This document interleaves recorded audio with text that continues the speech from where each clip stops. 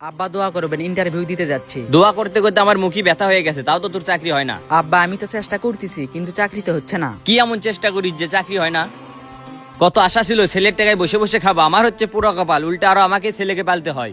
আব্বা এখন অন্তত ভালো ব্যবহার করেন, একটা ভালো কাজে যাচ্ছি। তোর সাথে কি ভালো ব্যবহার করবো বল? 3 বছর থেকে দেখতেছি নিজের যোগ্যতায় তো কিছু করতে পারিস না, এখন আমার উপর বসে বসে খাস। আমি কি কম চেষ্টা করতেছি? শুধুমাত্র এই সার্টিফিকেটের যোগ্যতায় চাকরি হয় না। চাকরি পেতে গেলে মামার সাহায্য লাগে, খালার সাহায্য লাগে, টাকা লাগে, আমার তো কিছুই নাই। মামা চাচা খালু ছাড়া আর কি কারো চাকরি হচ্ছে না? আর আমি বসে বসে খাওয়াতে পারবো না, হয় এবার কিছু করবি না হয় বাড়ি থেকে বের হয়ে যাবি। আচ্ছা ঠিক আছে, বাড়ি থেকে বের হয়ে যাবো না। এখন অন্তত 100 টাকা দেন। 100 টাকা কি করবি? ইন্টারভিউ দিতে যাবো, কাছে তো 1 টাকাও নাই। এই পর্যন্ত তোকে আমি ইন্টারভিউ দেওয়ার জন্য 15,000 টাকা দিছি, আর আমি দিতে পারবো না। চাকরি হয় না, শুধু ইন্টারভিউ দেওয়া। কি রে, কি হয়েছে বল? তোর কাছে কি 100 টাকা হবে? 100 টাকা কি করবি? আর বলিস না, ইন্টারভিউ দিতে যাবো, কাছে 1 টাকাও নাই। তুই কি আমাকে টাকার মিশিং মনে করিস নাকি? কয়দিন পর পর টাকা নিতে আসিস? দেখ কিছু মনে করিস না, তোকে আমি সব টাকাই দিয়ে দিব। এই কথা বলে বলে আমার থেকে 1500 টাকা নিচ্ছিস, এখন পর্যন্ত দিস না। তুই ইন্টারভিউ দিবি ভালো কথা, তোর বাপের কাছ থেকে টাকা নিয়ে যা, আমার কাছে কেন আসছিস? একটা বেকার ছেলের আস্তে আস্তে সবাই পর হয়ে যায়। আমার আব্বা বলে দিছে আমি তোকে আর কোনো টাকা দিতে পারবো না, তার জন্যই তোর কাছে টাকা নিতে আসছি। তাহলে ভেবে দেখ, তোর আব্বাই তোর উপর বিরক্ত হয়ে তোকে টাকা দেয় না, তাহলে আমি কিভাবে দেই? কারণ আমি জানি খারাপ সময় কেউ পাশে না থাকলেও বন্ধুরা ঠিকই পাশে থাকে, তাই তোর কাছে আসছি। আচ্ছা থাক, তোকে আমি কয়েকদিনের মধ্যে টাকা পরিশোধ করে দিব। 100 টাকা ম্যানেজ করতে পারে না, টাকা দেবে। ভাই আপনাকে একটা কথা বলবো, শুনবেন কি? বল। ভাই আপনি ওই সব মহিলা কলেজের সামনে ঘোরাঘুরি বাদ দেন, আপনার দ্বারা প্রেম ভালোবাসা কিছুই হবে না। তার থেকে আপনাকে ভালো একটা বুদ্ধি দেয়। কয়েকদিন আগে এসএসসি পরীক্ষার রেজাল্ট দিল, অনেক সুন্দরী সুন্দরী মেয়ে ফেল করছে, আপনি বিয়ের প্রস্তাব দেন, ভালো একটা বউ পাবেন। তোমার রেজাল্ট তো ভালো দেখতেছি, এর আগে কি কোথাও চাকরি করছো? না স্যার। তোমার বাড়িতে কে কে আছে? বাবা আছে, আর মা ছোটবেলায় মারা গেছে, আর একটা বোন ছিল, বিয়ে দিয়ে দিছি। আচ্ছা তোমাকে কিছু প্রশ্ন করব, উত্তর দাও। জি স্যার। আচ্ছা বলো তো, আমদানির দিক দিয়ে কোন দেশে গিয়ে?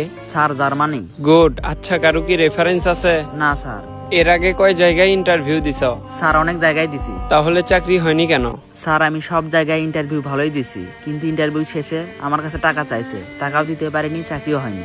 শুধু সার্টিফিকেটের যোগ্যতায় চাকরি হয় না, চাকরি পেতে হলে কিছু খরচও করতে হয়। তোমার রেজাল্ট সবকিছুই ভালো, আমরা তোমাকে চাকরি দিব, কিন্তু তার বিনিময়ে 5 লক্ষ টাকা দিতে হবে।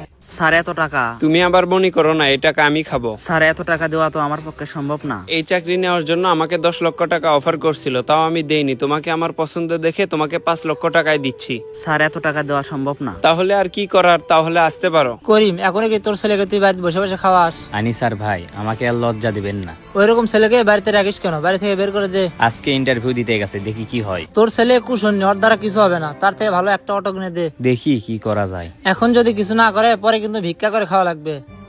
ওর দ্বারা চাকরি হবে না, একটা রিক্সা কিনে দে। মানুষের একটু হলেও তো শরম লজ্জা থাকে, কিন্তু ওই জুবাইরের একটুও শরম লজ্জা নেই। ও আবার কি করলো? এর আগে ও আমার কাছ থেকে 100-200 করে 1500 টাকার মতন নেছে, ওই টাকা দিতে পারিনি, আজকে আবার 100 টাকা নিতে গেছে। 100 টাকা নিতে গেছে কেন? ওই যে ইন্টারভিউ দিতে যায় না, তার জন্য। তুই কি দিছিস? আমায় কি পাগলা কুত্তায় কামড়াছে নাকি? এর আগে 1500 টাকা ধার দিছি, ওই টাকা দিতে পারিনি, আজকে আবার টাকা ধার দেবো।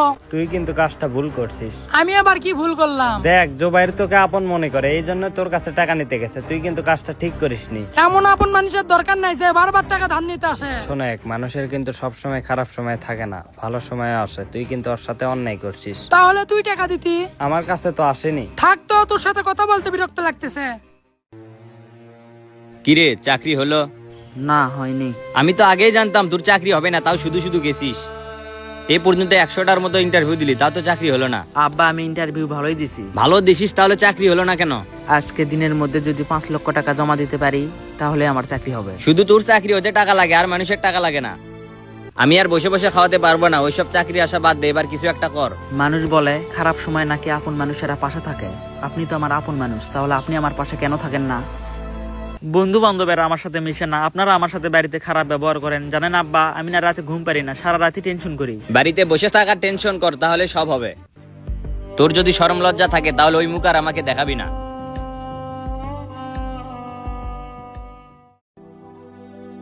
কি রে, ইন্টারভিউ দিতে গেলি, চাকরি হলো না। কেন? ইন্টারভিউ ভালো হয়নি? ইন্টারভিউ তো ভালোই হয়েছে। ইন্টারভিউ ভালো হয়েছে, তাহলে চাকরি হয়নি কেন? শুধুমাত্র ইন্টারভিউ ভালো হলেই চাকরি হয় না, সার্টিফিকেট ভালো হলেই চাকরি হয় না। চাকরি হতে গেলে টাকা লাগে, মামা চাচার সুপারিশ লাগে, আমার তো কিছুই নেই। নাস্তা খাওয়ার জন্য কয় টাকা চাইছে? বেশি না, 5 লক্ষ। কি বলিস, নাস্তা করাতে 5 লক্ষ টাকা লাগে? বড় লোকের ব্যাপার স্যাপার বুঝিস না। তোর আব্বা এখন কি বলতিছে? আব্বা বলে দিছে আমি যেন আমার মুখ আর না দেখাই। চাকরি বাদে অন্য কিছু কর। মানুষের জীবনের কিছু মুহূর্ত আসে, মানুষ চাইলেও কোনো কিছু করতে পারে না। আমিও সেই মুহূর্তেই পড়ে গেছি। কোনো জায়গায় গিয়ে শান্তি নাই, সবাই শুধু কথা শোনায়। মানুষ বলে বিপদের সময় নাকি আপন মানুষেরা পাশে থাকে। আমার আব্বা তো আমার আপনই, তাহলে আমার আব্বা কেন আমাকে কথা শোনায়? কিছু মনে করিস না, তুই অনেকদিন ধরে বাসায় বসে আছিস, এই জন্য কাকা হয়তো আগের মাথায় তোকে অনেক কিছু বলছে। আমি তো চেষ্টা করতেছি, এটা বোঝা লাগবে। রাষ্ট্রের কিছু অযোগ্য ব্যক্তির কারণে হাজারো ছেলে মেয়ে বেকার। ভিডিওটি ভালো লাগলে কমেন্ট বক্সে সুন্দর একটি মন্তব্য করে যাবেন। দেখা হবে পরবর্তী ভিডিওতে। সবাই ভালো থাকবেন।